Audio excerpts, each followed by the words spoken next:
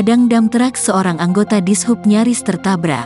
Seorang petugas Dinas Perhubungan, Dishub, Kota Samarinda nyaris terlindas truk jenis Damtrak, DT, yang nekat melewati jembatan Ahmad Amins, Jumat tanggal 12 Mei tahun 2023. Kejadian pada pukul 11:03 waktu Indonesia Tengah itu terekam jelas oleh Closed Circuit Television, CCTV, di jembatan yang dulunya bernama Mahkota 2 itu.